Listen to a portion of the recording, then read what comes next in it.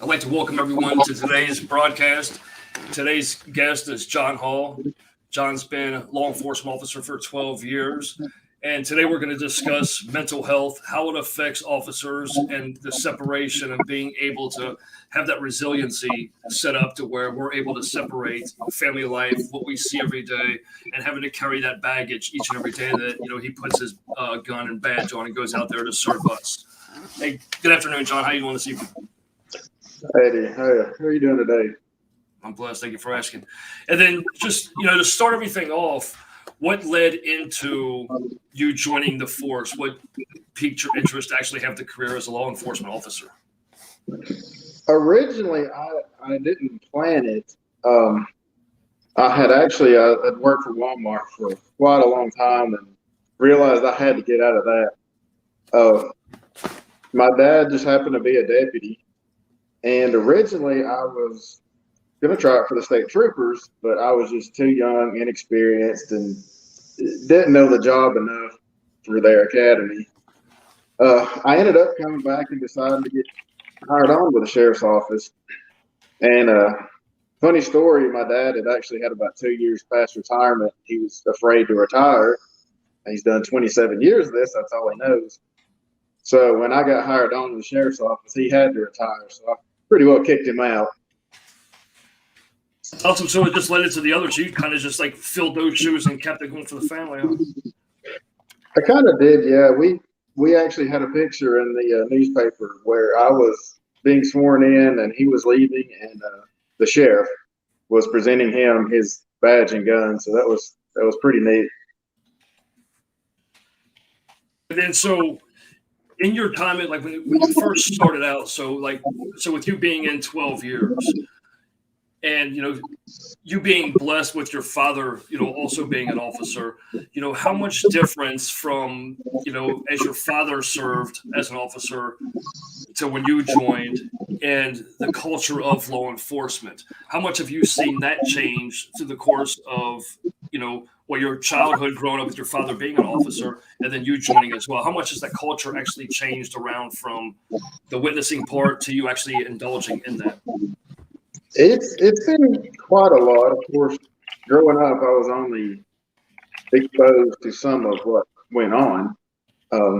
Similar to what we're talking about today, my father only let out so much information. He didn't want to expose us to more than he had to. Any of the bad stuff that happened, he didn't want us having to know about that and go through that ourselves when we didn't need to. But when I got hired on, I really started seeing the full picture of everything, from, how police officers and deputies had to handle situations, the stuff that they were in. And then I could see how that kind of handed down to the people that was involved in their lives. And it kind of fulfills the picture of growing up when he was a deputy. That I didn't understand at the time, but everything kind of fell into place once I started. And then, now with that being said, you understanding that he was kind of sheltering, if you will, some of the things that he was exposed to on a daily basis and everything. And with you serving and, your family and everything else too, how much of that bottling aspect of it and, trying to shield others away from that, how does that play into like mental health and, having to try to flush that baggage from the day before, or even just the past incident that, you had to handle, and keeping that consistent mental flush? How does that play on the mind and, keeping the focus? It can make a big issue. There's always people within your department that you can speak to. We have a small department. We only have about 6 right now, enough to keep a full 24-hour crew going. And I always work with the same dispatcher, and it really helps. She knows the job. She knows a lot of what goes on. So we can talk about a lot of stuff and understand each other, whereas it's harder to open up in your personal life to someone, whether it be a close friend, spouse, whatever that may be, it's a bit harder to open up to people that don't experience the same thing we do. And it's to a point, it's not healthy. You don't want to expose certain people to more than they have to know. But at the same time, you have to have someone somewhat close to you to be able to talk to and explain, what you've done and just get it off your mind. When you're too worried about talking to people about your experiences, then it can definitely start causing problems within yourself. It really just starts eating at you. And the longer you go, the worse it'll get. 100%. And I'm glad that you're open to talk about this. I mean, because it is vital, for law enforcement, military personnel to have this conversation. So one of our previous shows, there's a Kayla was requesting to join, but it says the device isn't connected. But so Kayla, if you're listening, if you connect the device, I can add you to the stream. And then, but so in one of the previous shows where we were discussing this very topic, and I brought the question to where I know you said you got the small department and everything else like that, but how restrictive we or law enforcement officers are of us contacting our superiors or other even fellow officers with that fear of admitting certain things or fear of being put on leave or being afraid to walk into psych's door to even have a real life conversation. So and you see so many officers that they restrict that and they carry so much baggage, and as you just pointed out, I mean that could be so self-destructive and damaging as well too. That do you have any suggestions on to provide to the fellow brothers and sisters, or even to the superiors, because the superiors need to be, understanding this conversation as well too, to where if they see more open door, more accepting, of the fellow officers to actually come in there and release some of that. So, are there any kind of suggestions that, let's just say from your mind's eye of what would make you more comfortable to speak to others, or how fellow brothers and sisters should be able to at least talk to another fellow brother or sister, or to talk to their superiors? Any suggestions on how to make that conversation, to engage it rather? Or I mean, how would you suggest it? It really depends on the person that's wanting to get out what they've been holding back, and the person they're trying to talk to, such as if you have an older supervisor, a lot of times they've got that very tough, callous demeanor about them, and you don't want to go talk to them because you are afraid that they're going to think, you're weak or you can't handle the work. When that's not the case, everybody deals differently. Maybe they have been able to deal with everything and be okay with it without needing to open up, but they have got to understand that not everybody is the same. Right. Everybody needs to be able to talk in a different manner. Some officers can handle certain situations just fine. Others that may bother. That doesn't mean that they're weak or they can't handle it. Everybody's mind's different. I'm actually extremely lucky. In our rank, we have a chief and assistant chief. That's all our rank, unless they're both busy. Then we have a fill-in. But they're both very understanding. They'll listen to what you have to say. They understand where you're coming from and are understanding that you don't handle situations the same as they do, and that's not right or wrong. It's just the person. And I'm very lucky with my chief because he is actually active military and has been deployed 2 or 3 times, I believe. So he's really seen a lot that can be stressful and bother somebody mentally. So he's really understanding of being able to talk about stuff, and that stuff bothers one person that may not another, and that's okay. But you really just have to find that person that you do feel comfortable with. Even if you're kind of taking a chance about it, they may view that in a somewhat negative light that you can't handle the situation that I did. And you're going to feel afraid they're going to think that. But you may just find somebody that is understanding and that can talk to you and talk about situations and try to help that get out. And in my view, it's very tough to do, but it can also be worth it. At most, they may think that you can't handle the same things, but at best, it can help you out greatly and actually give you somebody to explain everything to. And everyone needs it. Everyone needs somebody that has experienced things that know it can affect you positive or unfortunately negatively a lot of times with our job. 100%. And so, kind of going back into like with your situation with your father, being law enforcement, where, a lot of times is the persona a lot of times that, we feel we have to carry that, oh, hey, I'm tough, I can take this and things like that because of the career, which they kind of go hand in hand.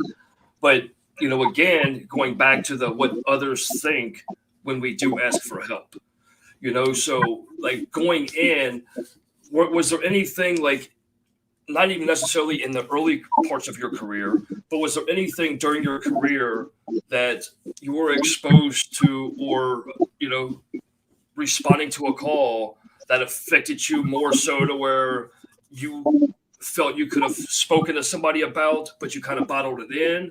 Or have you always been open about, sharing certain things that may bother you a little bit more? Because, a lot of people don't understand that, talking about things and admitting things, it doesn't make us weaker. It makes us stronger because we are able to have that flush.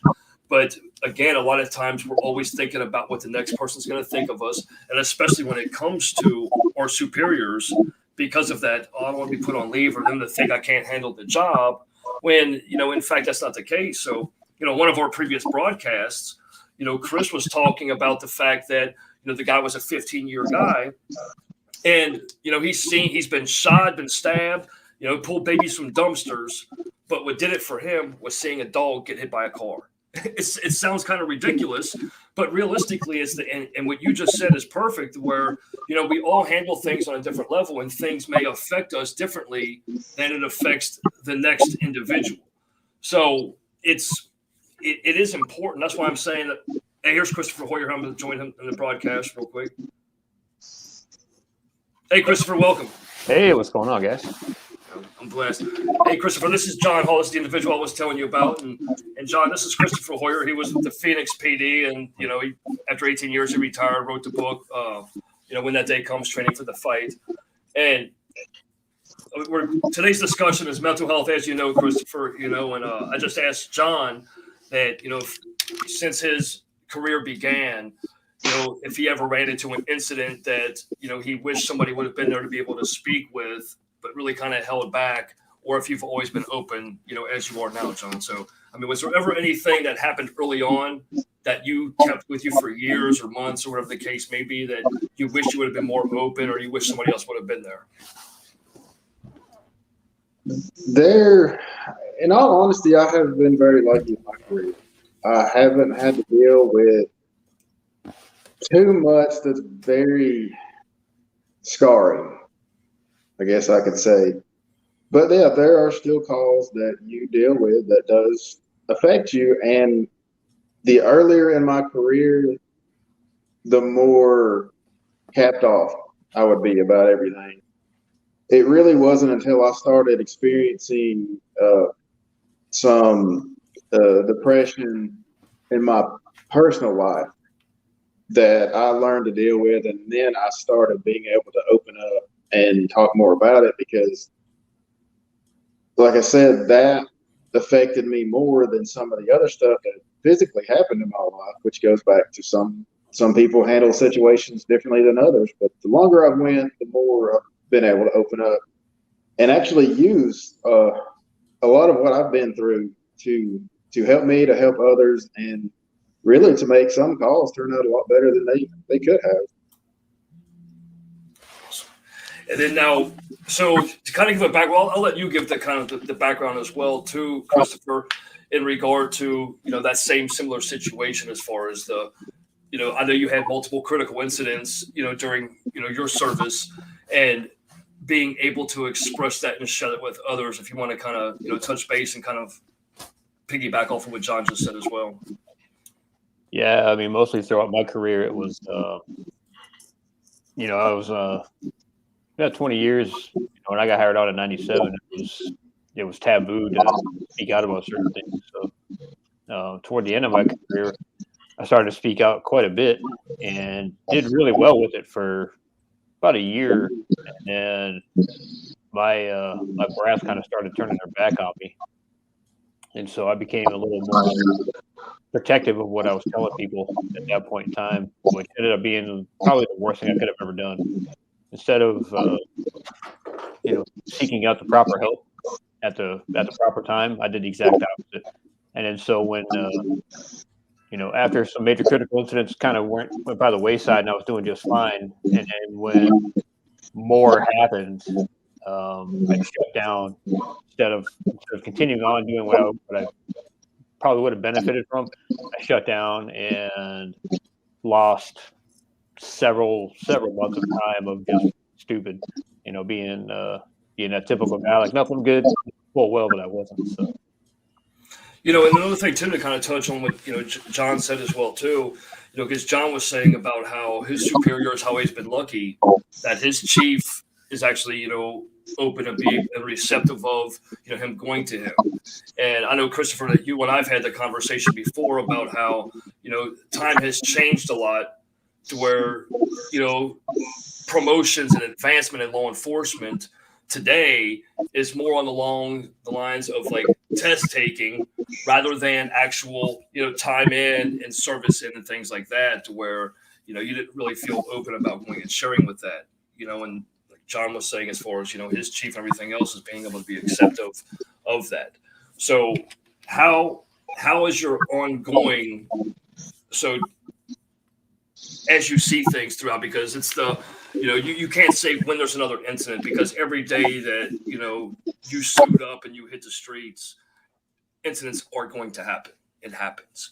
So do you do a frequent check to where you talk to somebody, or do you just wait until there's an incident happens that kind of weighs heavy on your mind? Or do you suggest that officers kind of have a refresher conversation with somebody just to kind of maintain that? I mean, because it would be beneficial, I believe, but what do you feel as far as the ongoing, I'm not going to say treatment because that makes it sound like somebody has a problem, but how do you suggest, or how do you handle like the ongoing mental health treatment, which we all need?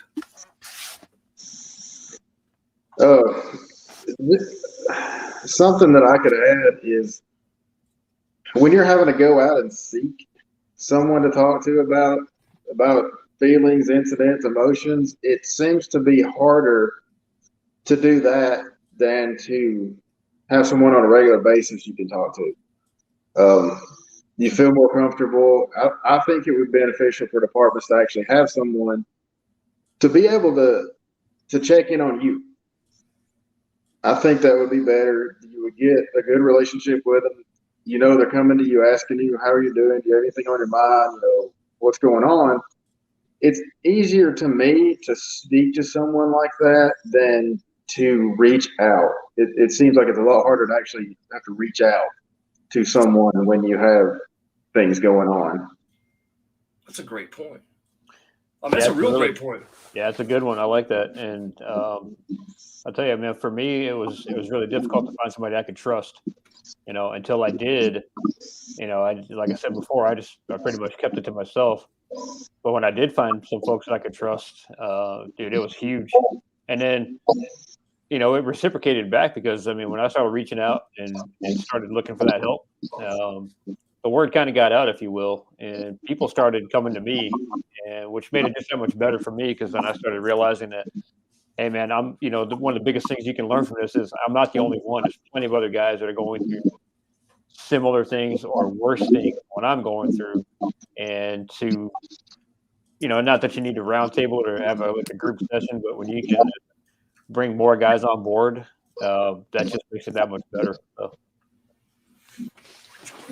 You know, and I mean, and I'm glad John just said that, because I mean that's a great point as well too, to where, you know, because I seek out like policies and things like that that will improve the quality of life for the officers. Period. You know, and if mandates were put in to where law enforcement agencies, they had that regular spot check to where it didn't, you know, because again, you know, one of the conversations we've had on a previous broadcast was about the sergeant major that, you know, he'd walk into psych every week just to make sure that all of his men seen him going into psych, and he never really needed to see psych. He just wanted to go in there just to show the guys that it was okay to do that. You know, it's like the leaders leading by example, which, you know, we don't have a lot of that nowadays. There are agencies, like you just stated, John, that, you know, we are blessed that, you know, our chief lieutenants, or, you know, our superiors are that open. But, you know, by having the superiors and, you know, the hierarchy, you know, have that sequence to where it does make it more comfortable, because, you know, instead of somebody having to see me going and talk to psych because of a critical incident that I just ran into, or I just witnessed something that's bothering me. And then, you know, brothers and sisters seeing you going in there like, oh, he's got issues, to where, you know, and just as if somebody came up for a review, you know, they'll call you in there to bring you and then go over the review. But, you know, having something like that to where, does it have to be weekly? No, it doesn't have to be weekly. But, you know, them doing that to where they do call you in there. Hey, you know, Officer Hall, I just wanted to bring you in here to just, you know, see how things have been going for you. You know, I can, because obviously they're going to see every incident that you had to respond to. You know, so, oh, hey, how this incident turned out for you, and just a spot check. You know, because, and that would be huge. And I'm glad you brought that up, because, you know, I didn't even kind of think about that, to where that would, I think, have a lot more officers being able to open up and to kind of crack that shell a little bit. You know, that way we can actually empty the bottle instead of waiting for that bottle to explode. You know, I'm glad you brought that up. I mean, that's a great point. And I mean, it's just because sometimes, like, the vast majority of us don't like to ask for help or admit we need help. So something like that really would kind of eliminate us really having to ask unless that incident came, you know. So a couple of things that's kind of on my mind is, one, supervisors need to be on the same page. I worked for another agency where we had a sergeant and a lieutenant on our shift, and our sergeant had went through some stuff with the department. Basically, he got screwed over the department. He had a big attitude, head of investigations. You know, he thought he was everything. But when that happened to him, it really brought him back down to, I guess, reality, and started listening to his people, started talking to them, started really caring about the people that work for him. However, our lieutenant over him had the old school callous, almost don't care attitude. He would rather micromanage than listen to his guys talk about any kind of problem.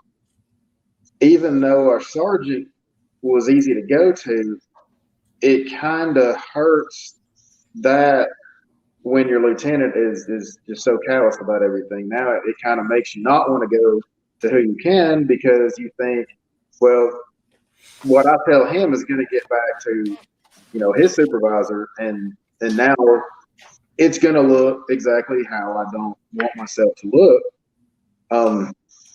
As well as you would think terms shouldn't make that big of a difference, but just the fact that you've got someone within your department called a psychiatrist, that automatically makes a lot of people not want to go. Just the term is synonymous with crazy, and nobody wants to be crazy. he's seeing the head shrink. Oh yeah. That's Yeah, great. you could be. So you could be more right with that, you know. And the big problem that I saw with my superiors was that, you know, my sergeant wanted me to fear him because his boss, his lieutenant, wanted him to fear him as well. And so, you know, the lieutenant wouldn't let the sergeant go outside the lines, and so forth. That got kind of brought down the chain to me. And so I kind of felt like I couldn't speak my mind about what was going on with me. So again, it turned out, I mean, I kind of spoke badly earlier about that whole situation. It really wasn't as bad as I made it out to be. The the the incidents were as bad as they're going to ever get for me personally. But what I did to fix myself ended up being a really good thing. Unfortunately, I wasn't able to go to my superiors at that point, and so instead of doing that, I went outside the lines. Literally, I mean, I went because we all know we go to the city drink, which is great. I mean, ours is awesome, but she already had a protocol in place for what, you know, as long as she's collecting her check, she wants to get the guys back out on the street. And God bless her, she did a great job, but you know, she wasn't objective at all. I mean, flat out. I mean, she already had a pre-written letter. All she got to do is check a couple boxes, ask 3 or 4 questions, and then send us back out there. Which I plainly recognized was not okay for my situation. For the average guy, you get into a shooting or critical incident, whatever, and you get sent over there, and you know you're okay. You know it's not a big deal. Because my first 3, that's how I was. I was like, okay. I mean, it really truly wasn't that big a deal. But my 4th one was the biggest deal ever. And then I knew it wasn't okay. So that checkboxing shit on that one was not going to cover what I needed to cover. So again, I went outside the lines and sought some professional help. And again, the biggest thing for me, the hugest thing that made a difference for me was as soon as I walked in the door, she immediately built that trust that I so desperately needed. You know, and after that, it was like it was perfect. And that's not easy to do. Believe me when I say, especially with cops, as you guys know, I mean, we're a pain in the ass about trusting people with our emotions, particularly, especially when it's something that affects you so deeply, you know. And to be able to open up to somebody that's a stranger, especially, that's tough for us. So I think that's a huge thing that you can find if you can. Some guys aren't going to be able to find that, you know. So And then just like John just said about the word psychologist being on that door, you know what I mean? Or it's like a psychiatrist, you know, being on that door. I mean, it plays a large role because it's, you know, again, you know, we're supposed to be strong individuals that, you know, the public trusts and our fellow brothers and sisters can trust as well, too. Oh, wait, he's seeing that psychiatrist. I mean, John, you've had 2 great points on that to where, you know, and what aggravates me is, you know, it isn't even just in law enforcement, but you know, policy in general, to where it takes a fucking tragedy to even make something happen. So, like what you just said, John, in regard to your lieutenant, to where, you know, everybody's, oh, rah, rah, rah, until something happens to you. Oh, hey, you know what? It'd probably be a good idea for us to put this policy into play to where, you know, others are able to reach out. But I mean, it's huge because, you know, again, regardless of how bad we want to talk to somebody, us thinking about the persona that, you know, we're supposed to uphold for ourselves and for the public to, you know, have trust in us, and, you know, our superiors to know that I'm the guy that's supposed to be out there on patrol. You know, it plays a large role. So it's the, you know, how do we find that equal medium? And, you know, a lot of times that, you know, roll call, I've stressed this and I stress this and I stress this, that, you know, roll call is always going to be the best place to address something, to let somebody know that a service is available, or to even just have that open floor discussion about, you know, because then if you're doing it in a group, you know, and being able to share certain things that are bothering me, or something of a call that I responded to yesterday, and me being able to share that with the brothers and sisters in the room, and then the other ones in that room hearing that, well, hey, you know what? I experienced that a couple of weeks ago, and I kind of wanted to talk about this. You know, you don't have to have a 4-hour roll call, you know, because then when we start talking, we start rolling. But, you know, and it is that small step that could lead into, you know, more brothers and sisters feeling more comfortable about coming out and speaking about things that really bother them. You know, because then if you're bagging all that, then you come home, you know, whether you're, you know, significant other, if you got kids at home, or there's so many other factors that now, because of all that baggage you're carrying in your head, you're bringing that home to them as well. And it's not fair to either of you. It's not fair to every law enforcement officer out there. You know, so there does have to be something that's put into play. And, you know, I couldn't agree with John more in regard to, you know, erase the psychiatrist off the door tag, you know, just, you know, having somebody that actually calls you in there. You whether it's a weekly review, monthly review, or bi-weekly or whatever. I mean, something has to be put in play, and that's one of the reasons I love doing this right here, because the more we expose certain things like this, we need to humanize law enforcement. There's so much scrutiny against law enforcement to where every brother and sister out there has to stand even stronger. So now it's like, well, hey, if I admit I have something on my mind, how's everybody else going to be viewing me? So, it does need to have something put into place to where, brothers and sisters are more comfortable on going in or speaking to somebody, to where instead of having to knock on that door or having psychiatrists up there, just bringing individuals in for a review, whether it's done in a group setting, whether it's done in an individual setting or anything else like that. It really does need to take bigger steps into promoting the mental health and well-being of every law enforcement officer nationwide. So, I mean, I think that it really needs to be something that you can do on more of a regular basis. Because it seems to me once you want to bottle things up, and there's a difference in being able to go and talk to somebody on a regular basis, let out the things that are bothering you, versus keeping it bottled in to the point that it's very emotional for you and you feel like, I'm not going to be able to talk to somebody and keep my composure. I'm going to be very upset. I may cry. I may break down, and that really makes them not want to have to talk to somebody, because they feel like that really does make them look weak. 100%. No officers that I know want to have that feeling or be viewed as that. And this is a hard shell to crack. I mean, Christopher, you and I spoke about this multiple times as far as the breaking down and crying. It's just like, I mean, it's good for our souls and everything else too, but that caring about what the next person's going to think, it's horrible.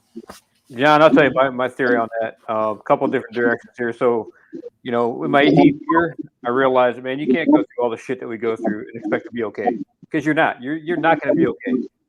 But you got to get to that point where you say, you know what, it's okay to not be okay. And when I realized that, I know because Michael, you keep bringing it up with psychiatrist on the door. When I got to that point where I said, I'm a fucking mess and I need to fix myself, the caring about that, the psychiatrist on the door and what my squad mates thought was gone. I didn't care anymore, because I knew, and this is how it worked out really good for me, because I knew that I wasn't okay. These guys can't depend on me, because if I'm out there and I'm all freaking jacked up, I was just telling a story that I completely forgot about the other day. The first couple of days back on the street after my major incident, I got a marked car behind me. I got a marked car in front of me. I'm sitting plain clothes in a car with another guy who I'm very well trusted. And dude, I am like hyper paranoid. I can't sit still. I'm like almost on anxiety, panic. And I knew right then and there that if I was going to act that way, God forbid, I mean, I'm just sitting in a car, in an unmarked car, plain clothes, strapped to the gill with my rifle and everything else. And I knew that if something happened, we got out on the street and I started acting that way in real life after or before another, whatever it was, it could have just been the warrant pickup, something small, and I started wigging out, those guys are never going to trust me. And I knew that. And I started saying to myself, man, I gotta get my shit straight, because somebody's going to get killed because I'm not going to be able to perform like I need to, so. And I would like to add to that, Christopher. Like you said, when you got to that point, you realized you were a mess, that you had to do something about it. That kind of, to me, comes back down to do I have somebody that I can talk to prior to getting to such a mess, I guess, for lack of better words. But it seems like when officers get to that point, a lot of them, all it takes is the thought that I can't open up to anybody. I'm a mess. I can't open up. They can't know this stuff. And, they end up getting carried by six. Right. Well, that's the challenge right there, is getting us past that point where it's, dude, I mean, again, you can't pull a freaking dead baby out of a pool and not be affected by that shit. You're gonna be. And, it's not that I don't respect opinions of my peers, but if they don't understand that you're messed up, you know what? There's a pretty good chance I don't want to work with those guys anyways. You know, I mean, I trust them with my life. Went into a door, and this is what a really good friend of mine says. He said it best. He goes, "Why is it we can ask for help on the street, but we can't ask for help in our personal lives?" I'm like, God, it couldn't be more accurate, right? You know, so. But you couldn't be more right about what you said too, John. I mean, it's one of those things where, you know, we got to take those steps prior to. And if you're like me, like so many other guys, you don't pay attention to the details, and it's too late. You've already crossed that threshold that now you're not okay, which is I don't have any problem with that whatsoever. That's perfectly fine. You've got to come to that realization that you want to say, you know what, I want to be okay. And if you can say that to yourself, guaranteed, dude. I am the freaking poster child for being completely fucked up and coming back full circle. So, you know,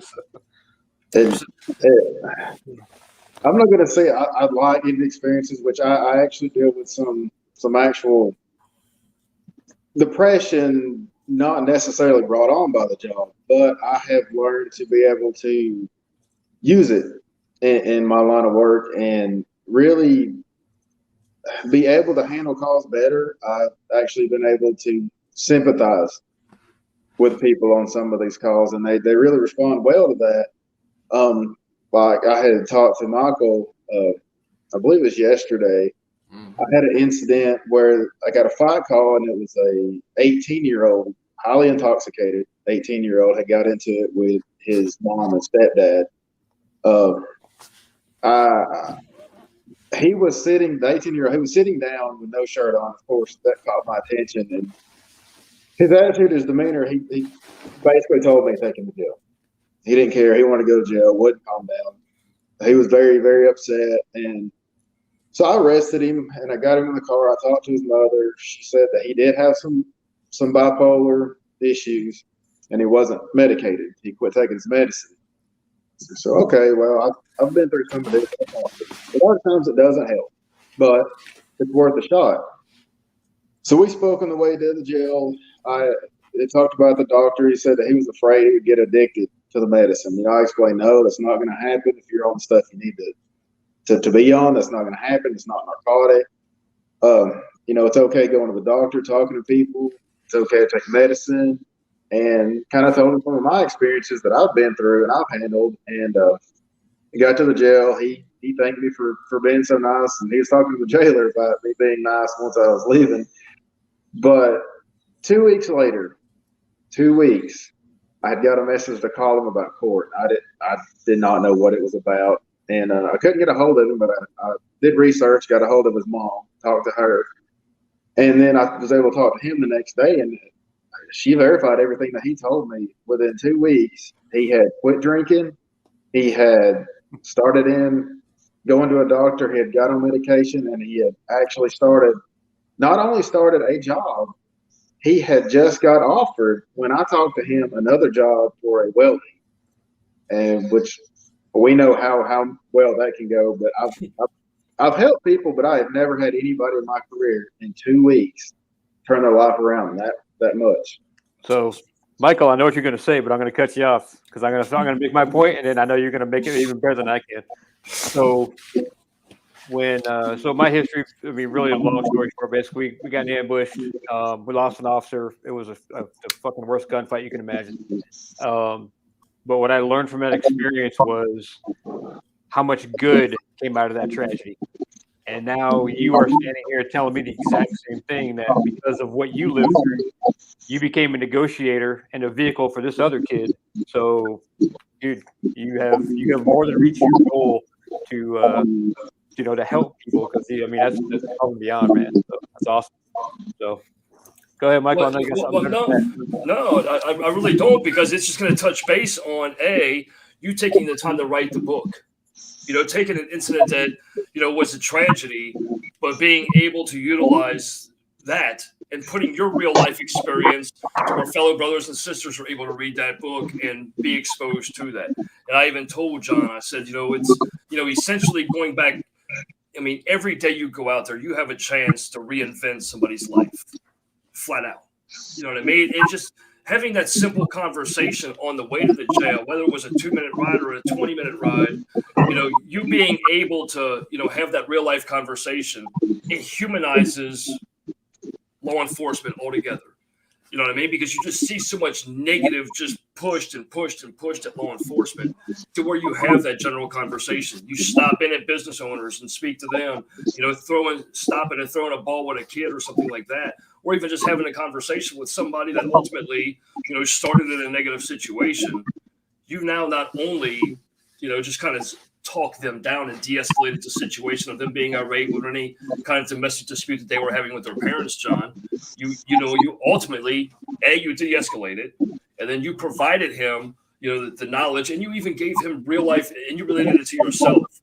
I mean, there's nothing greater that you can do for an individual than relating yourself and sharing your own personal with, a subject or a John. It's like hey, this is what I experienced myself too. It's never be too many people out there and do that. But I mean, you literally reinvented his life, like you just said, in 2 weeks, just by a simple conversation. And I say this all the time: is that we walk by people every day. Hey, how you doing today? How you doing today? How you doing today? To where you listening to them ultimately could change their life, could save their life. Somebody could be thinking about killing themselves. How you doing today? Oh, I'm glad you asked me. Because the majority of us, we ask people that just as something to say in passing, but as soon as they start to break down to us or share us a real life experience, it's like, oh, I got to be heading down here. I didn't expect this to be a long conversation. We really don't care about those individuals, man. And it's you didn't have to even have that conversation. You could have just been a mute all the way down to the jail, and he could have been so bitter, and he could have got out, and because of his bitterness having to stay time in jail, he could have actually digressed in his addiction or the drinking and everything else, and ultimately been dead. So it's commendable what you did. I had to explain that to him too. I said, your age, and he wasn't just drunk that day. He stayed drunk. That's how he even told me he coped. That was a regular thing with him. And I told him, I said, your age and what you're doing, you're at a crossroad. Either you can change it now, or we're going to be seeing each other a whole lot more. And I mean, I like you, but I hope we don't have to talk to each other on a regular basis. But it also seems like if, say, suicidal, it just seems like if two people go up to them and be like, man, you don't want to do this, you've got stuff to live for, this and this, it honestly seems like the person talking to them that has actually been through it will connect with them more than the second person who hasn't been through it but is telling them the same exact thing. It seems like it just connects more when you've actually been through it yourself. Well, and people can read that too. I mean, they will know instantly if you're full of shit. Now, don't get me wrong, you could be a great negotiator and you can talk to people, but there's a difference between knowing the path and walking the path. To quote freaking The Matrix, I mean, it could be more true. Now, obviously, a suicidal thing, that's a little bit different because that's a whole nother freaking can of worms there. But so I'm going to go off track just a little bit here and just let you know that there's potentially going to be not a problem. Don't get me wrong. I'm not going to try to illustrate this as a problem. This kid you've been helped, there's a really high probability he's going to reach out to you again. Okay, which is great. Now, don't get me wrong. Way back in my day when I was on, I built that trust with my community. That was pretty much what I did. I was a neighborhood enforcement guy. And I still, to this day, even I haven't worked in that area in 20 years probably now, or whatever it is, there's still people that call me for help when they won't call the cops. And so the small minor issue that could be that's a brand new balance you're gonna have to figure out. Okay, it's like, how much time do I dedicate when I'm home with my family to this guy, because you don't want to leave this guy hanging, but at the same time it's like, well, I'm not wearing a badge today, even though my girlfriend says it best. She goes, have you, even though I've been retired for 3 years, she goes, did you ever really take off your uniform? I'm like, no, I guess I really didn't. So it's the exact same thing with you with this situation. And I hope that this is a huge freaking revelation for you, that you're going to realize that, man, I have I have a specialized talent that maybe you always knew about, or maybe just got brought to light for the first time. Maybe it's been going on for quite a while. This could just be one example of 100 that you have. But this could be one of those type of things where now you've kind of reinvented yourself a little bit, and now you're going to start getting more and more feedback from folks that are going to want to reach out to you. And that's where you got to make the balance, whatever that is. And that's a good thing. It's awesome. Don't get me wrong, because that's just another way to just save more lives, So I think I hopefully made my point there. And something like that's actually very satisfying but refreshing. Oh yeah. You go to 100 calls, almost the same thing, and explain everything I did to him, and it doesn't matter. Right. They don't change anything. But when you have that one that works, it kind of makes you want to try to start helping more. Dude, I know, man. Getting burnt out. That's huge. I mean, so Michael, you read that story about that kid. He was actually in, I guess I can say it now. It was in Memphis. And that kid came up to me and started talking. When you read the story, you get a chance, John. I guarantee that's probably, if any story in that book resonates with you, it'll be that one. So. It is huge, and it's kind of like with AA and NA. If you look at success rates, it is so low, but the program's still considered successful. Why?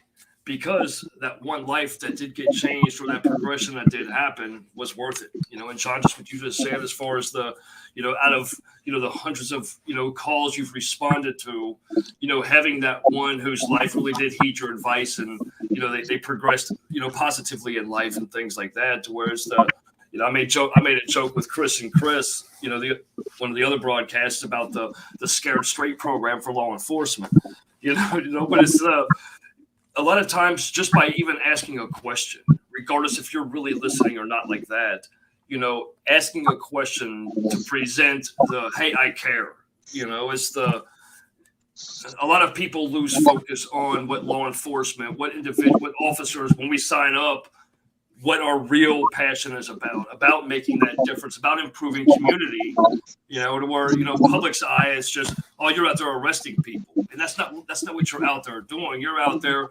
increasing, the quality of life for the community by not only, getting the bad guys off the streets, but also, ultimately converting that bad guy. Realistically, because that one conversation you had and opening up to that individual about, inviting you about your own personal life, but also having enough care to even provide him that guidance and suggestions about hey, what's it going to hurt for you to go talk to the doctor? Try to take your meds. It is just that you're improving the quality of life for the community by removing a nuisance from the streets. But what you're doing also is twofold. Now you're taking that nuisance, and ultimately by that 5-minute conversation, you just increase the quality of life, not only for that individual, but also their family now. Because now those parents, whatever kind of issue they were having with their son just being a drunk all the time, now him stopping drinking, it's improving that quality of life for them. So it's just it's a ripple effect, and it's beautiful what you've done, and you really need to recognize that about yourself. And I'm glad you noticed it. And it's one of the things to where when something like that happens, we notice it, because it's like, oh shit, this is fucking foreign. this is pretty nice, But it is, though. Because a lot of us, when we go out there, being in law enforcement, it's a lot of times certain municipalities, cities, states, counties, wherever the case may be, there's so many, it's number based, to where you have to have so many arrests. You have to, if you're a traffic cop, you have to have so many different tickets written, to whereas that's not really the whole spectrum of the job. It's hey, I want to, go out there and check on businesses, see how they're going, throw a ball with a kid, stop by a school and just, talk to the kids and stuff like that. It's little things like that improve quality of life for everybody. And then the individuals you do have to arrest, it's perfect, John. Just asking them a question. You could have just done it in just general conversation just to kind of de-escalate, but look what it turned into. You know what I mean? It's just Well, I'll tell you what, man. If anytime you can have a guy thank you for taking him to jail, that's a big deal, man. No shit. So That's my favorite, you know. I've had Yes. plenty of those where I've had guys, you know, I mean, it's been a knockdown, drag out. And, you know, obviously I win the fight at the end. I'm not faking the apology, but I'm apologizing to the guy because, dude, I'm sorry I had to thump you, but you know, you kind of made me do it. You understand why, right? You know, I'm dusting them off, and, you know, and I'm making it look like it's kind of more my fault sometimes. And then they realize that, oh, dude, it's not your fault. I'm the one that did this shit myself, you know. And they're like, I'm so sorry, man. I didn't mean to. And what I found with that oftentimes is that, you know, the next time they want to go toe to toe with the cops or they want to commit a crime, sometimes, and I'm not trying to be too naive here, but sometimes I might give them some pause, going, you know what, I got some teeth knocked out in that since the last time I pulled this shit. Maybe I shouldn't do that again, or you know, I don't want to disrespect, you know, Officer Hall because he's a good fucking dude, you know, and I don't want him coming over to try to arrest me again to put him in that situation. Does that happen? Not that often, but yeah, it does happen. I mean, I've actually had guys tell me that before. Or, man, I didn't want to. Like, I had a guy to put a hit out on me. You know, I hated having to do that because you're a good dude, but you know, I got to take care of myself, kind of a thing. I'm like, well, that's fucking great, thanks, but you know, whatever. So, just like Mike Tyson said, everybody has a plan until they get hit in the mouth. absolutely. So. Now, John, with now, I mean, you shared that incident with us. Have you ever had an incident to where, you know, whether you were responding to a call or you did an arrest and conversation or the actual incident that happened, was there any incidents that actually just laid in your mind to where it was just, regardless of everything you've seen before, have you ever, like, you don't have to share the incident, but I mean, have you been exposed to different incidents or individuals that kind of just mentally was just like, wow, you know what I mean? I'll kind of touch on this, and then I've got to head out to the dinner and get to my department dinner. But there's stuffed animals flying over here, so I think my 5-year-old's. One thing that I can take a little satisfaction out of is there's one guy in particular in town. He's younger. I want to say he's maybe 23. And even his grandma, he's had a lot of problems. He's got mental issues. He's got some substance abuse issues. But due to the way I've treated him, he will listen to me. And she will straight up tell you he will not listen. He will not cooperate with anybody else. But if it's you, he will. And I believe it. I've had an incident where he had got into it with his neighbors, went back home, got a machete and a sword. I guess he wanted a variety. I'm not sure, but he went down to the house, and for some reason he put him down. I don't understand why he got him just to put him down. But when I showed up, he was irate, yelling. I mean, you could tell he was just ready to throw down. And when I pulled up, I was like, hey, you know, put your hands behind your back. And he's like, man, you're not arresting me already. I was like, dude, put your hands behind your back right now. And as mad as he was, he turned around, put his hands behind his back, and let me handcuff him. I mean, it's sometimes the way you treat people really will affect future calls. You know, if I had just been rude and you know, rough with that guy, I probably would have had to fight him that time. But you know, I didn't. And I'm gonna have to jump off here. I hate to. I've had fun. Oh no! It's I appreciate your time today, and like I said, I would love, you know, because Chris and I, we're going to be starting a series on this because mental health is a huge thing, and you know, if you knew anybody that wanted to invite on as well too, but I would love to have you back on, have you a part of the conversation, you know, and especially like I know so much busy schedules, and everything else. You know, we'll communicate and kind of find that right date, that right time. That way, you know, as far as the advertisement of the show, to where we can actually have more individuals tuning in, that way we can have an open discussion, have a chat line and stuff like that going with all of us and stuff. But John, hey, thank you so much for giving us the time today, and I look forward to speaking to you again. And thank you. Honor to meet you, man. Right on. Let's stay in touch. So yeah, absolutely. One thing I will add, and then get off here, is I know people are wondering. The sun's setting, and my head is not actually that shiny. Hey, I like your haircut, by the way. Still maintain. nice. Get bedhead. That's awesome. All right, guys. Well, I appreciate talking to you. We'll definitely be back in touch. Cool. Yes, sir. Thank you so much, John. You All stay right, safe and stay blessed. Enjoy the dinner. Cool. All right, thank Take you. care, man. Yeah. Always. All right. Bye-bye. Michael, you staying on for a second? Yes, sir. Cool. Right on. I'm actually still at work. I'm just waiting for my partner to show up so he can take us home. Awesome. Yeah, Yeah, good shit, man. I'm sitting here circling it like you can see my mouse cursor, but I was because there was a lot of feedback because of that, how the microphone was hanging right here. That's why I muted you. Yeah, the chewing in the thing. Sorry about that. Oh, no, you're good. Probably because I was chewing like a freaking madman here. Sorry. No, it's, I just took him off. so on the mental health side, it was I know kind of short notice, kind of like your and I's first broadcast. It was the short notice, so being able to get everything put together. Because I even reached out to Chris, asked him to come on here and stuff as well too. But the mental health aspect of it, it really needs to be addressed, and that's why John wanted to come on here and share kind of the incidences and things like that. So since we're still live and we still have the viewers on here, how much into like the mental health aspect. I know your book does a large part as far as providing that guidance and that training and that readiness for other individuals, but it's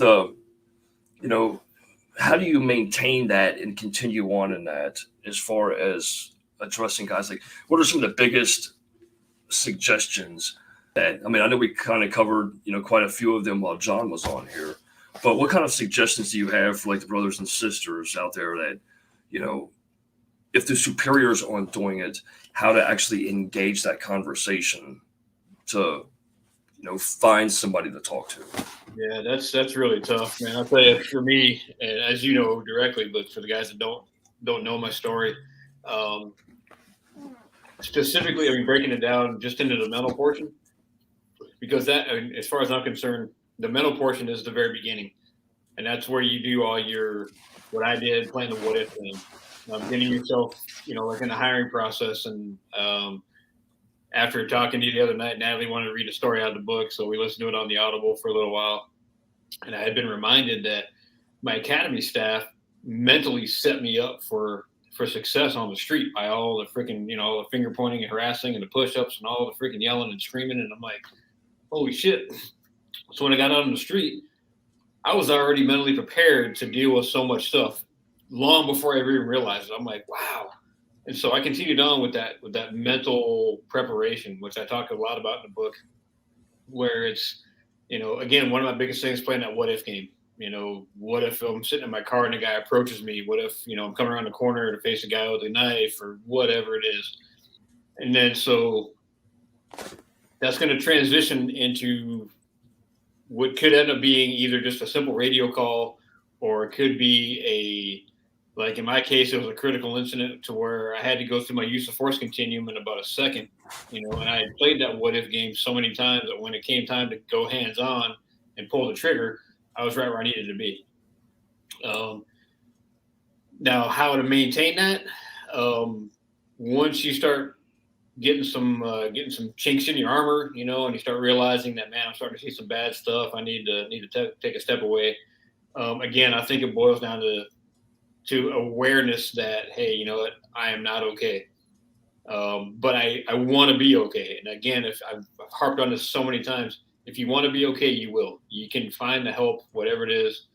Guys like you, obviously, I'm 24/7 available for anybody that wants, just a kick in the ass or guidance or shoulder, punching bag, whatever it is, man, any of the above. And again, finding somebody you can trust to speak with, and I know a lot of agencies are going to the EAU, EAP protocol, and don't be stingy like we are with cops, as cops, I should say, that you walk in there and you find one guy, because there were probably 3 or 4 dudes at our EAU that I really, really liked, but I didn't feel like I could trust with, the heavy stuff, because these guys were guys that I worked with on the street. And, we're in that situation where it's like, man, we're ripping guys out of cars and doing all the fun shit. And I didn't kind of feel like I could share, more of the intimate side of what I was doing. And as it turned out, I found the one, and it wasn't because she was a female. That had absolutely nothing to do with it. Uh-huh. Because but because he said exactly the right things, and I was like, holy shit, she's playing this Jedi mind trick on me, which was completely awesome, right? And so she immediately built that trust with me, because this is what she, and this all was on the phone. I mean, the whole entire thing was on the phone with her. And so that made it so much easier for me to transition from the mental preparation, and now I'm kind of not feeling okay, to where now that is ramping up into the emotional side, where the emotional stuff starts to take over, and that's where it becomes very what's the word? You really got to pay attention to that your emotions are starting to take over. And in my particular case, when my emotions took over, it was in a bad way, because I started, more uses of force, more snapping at people, more fucking losing my temper, and it's like, wait a second, I'm not that guy. What's going on here? And before Dave happened, I was able to take a step back and realize that, hey man, I got to kind of fix myself a little bit. And then of course, we all know what happened with Dave. And then my emotional state of mind was so screwed up after that, it just took forever to fix. But that's a whole nother 4-hour conversation. So I mean, it's 100% though, and it's just that, a lot of individuals, like when you said about the academy, when like military, I tell people this all the time. They're not beating you down to tear you down. They're beating you down so that you can take it. And some people are probably thinking that, shit, I need a psychiatrist, or I need to go see mental health after the beat down in basic training. You know what I mean? But it's to get you ready for real life. But in the same sense, it's how much of that real life are you really going to be able to take?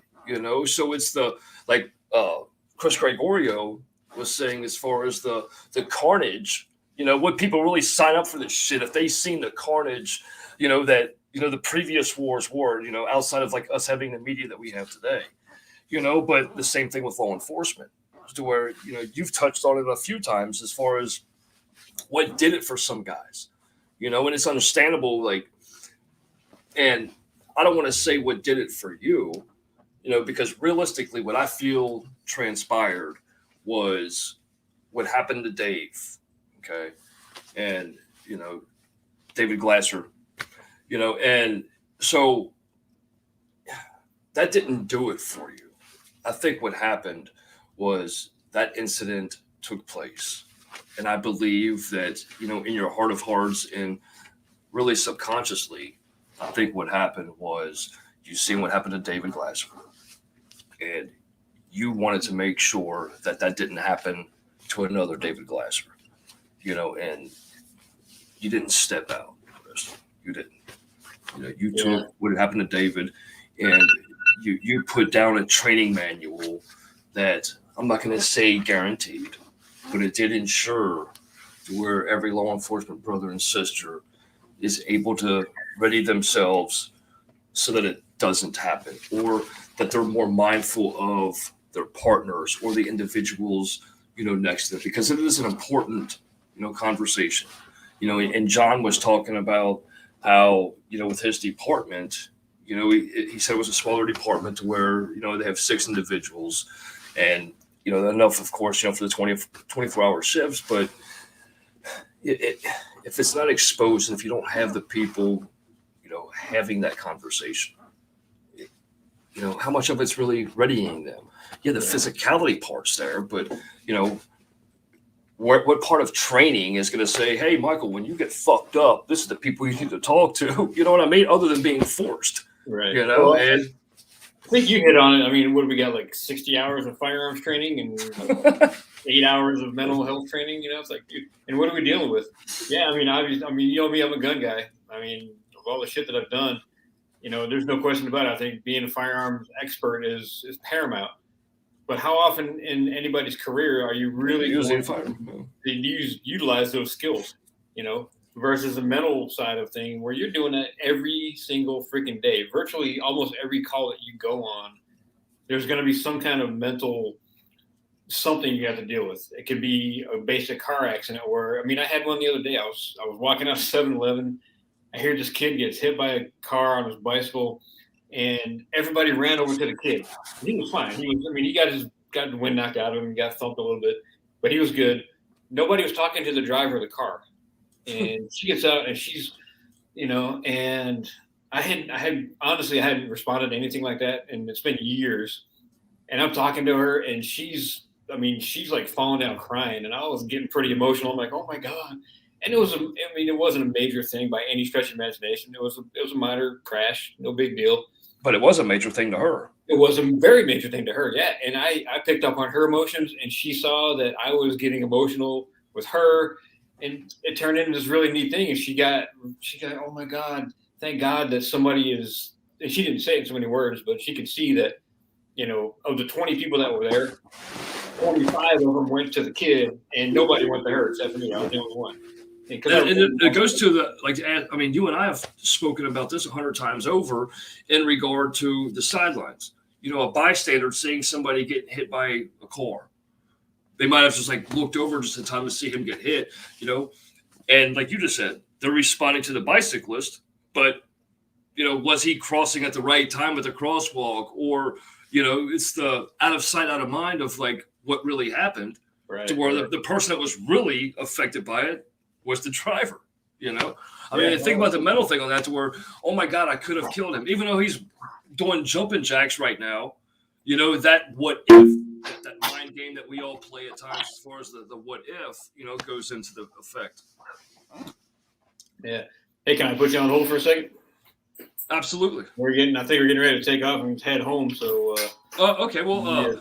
Well, we can sign off, and because I'd like to, because I know Chris is sitting at poolside in Vegas right now, because he was going to jump on if possible. But let me get with Chris and see, because we might have another conversation about this where we can touch on this later on, or if you're up to doing another chapter of your book reading, I could set one up real quick and send you over the link. Yeah, if give me enough time just to get home, and then we'll pick it back up if you're down for that. Yeah, text me. Oh, absolutely. I love talking to people and raising awareness, especially on, law enforcement side, military side, and, everything else as well, too. So, I know a lot of this conversations that you and I have is, geared towards us for law enforcement veterans and active military personnel. But I also do programs on addicts, alcoholics, battered women, displaced families, suicide prevention, and stuff like that, too. So we can kind of expand this. I kind of want to have you on, a lot more of the shows and everything else as well, too. So absolutely. But, I appreciate your time today. I appreciate you, taking the time to jump on. I know John appreciates it as well. I thank all the listeners. If you guys want to follow the page, the Truth page as well, too, we'll be having more of these series. If anybody has any suggestions on topics you'd like to discuss, you can email Chris. His email is scrolling across the bottom there. Reach out to me. Everybody stay safe and stay blessed in all things. Thank you so much again, Chris. Bye, brother. Bye, brother. See you, man.